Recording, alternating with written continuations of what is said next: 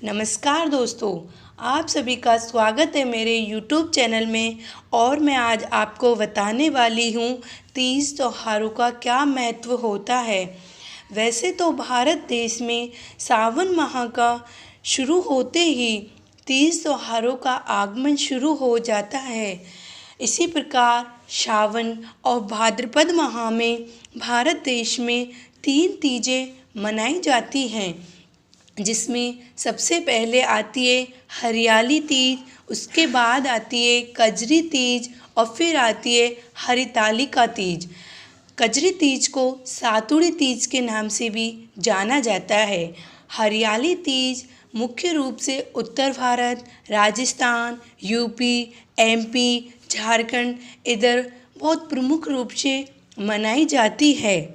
इस व्रत में महिलाएं अपने पति की लंबी उम्र और उत्पन्न संतान के लिए यह व्रत करती हैं। यह व्रत श्रावण माह के शुक्ल पक्ष की तृतीया को किया जाता है। इस व्रत में महिलाएं 16 श्रृंगार कर श्रृंगार की सारी वस्तुएं भेंट करती हैं। ऐसा माना जाता है कि इस व्रत के करने से अखंड सुहागन और सदा सुहागन का आशीर्वाद प्राप्त होता है। इस व्रत के पीछे एक मान्यता और है। इस दिन को महादेव शिव और माता पार्वती के मिलन का दिन भी माना जाता है। इसी दिन माता पार्वती और भगवान शिव का मिलन हुआ था। माता पार्वती ने 107 जन्म तक भगवान शिव को पाने के लिए कड़ी तपस्या की थी। उसके बाद 108वें जन्म में उन्हें महादेव पति के रूप में प्राप्त हुए थे। इसीलिए इस व्रत को अखंड सुहाग के लिए माना जाता है। उसके बाद आता है सातुड़ी तीज। सातुड़ी तीज भाद्रपद माह के कृष्ण पक्ष की तृतीया को आता है। यह रक्षाबंधन के तीसरे दिन मनाया जाता है। सातुड़ी तीज को कई नामों से पुकारा जाता है। इसे कदली तीज, बूढ़ी तीज, सातुड़ी तीज आदि कहा जाता है।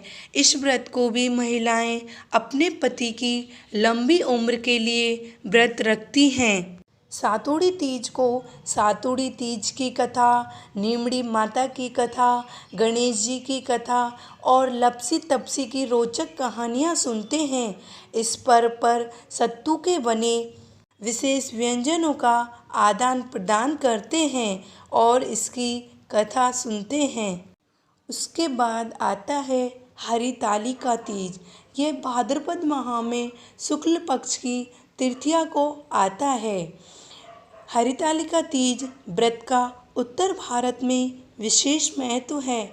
इस व्रत में महिलाएं अखंड सुहाग की प्राप्ति के लिए माता पार्वती और भगवान शिव की आराधना करती हैं।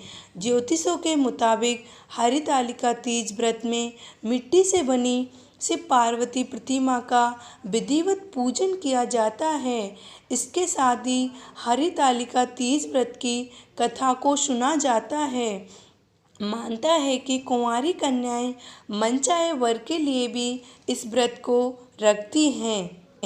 कहते हैं एक बार ये व्रत रखने के बाद इस व्रत को जीवन भर किया जाता है।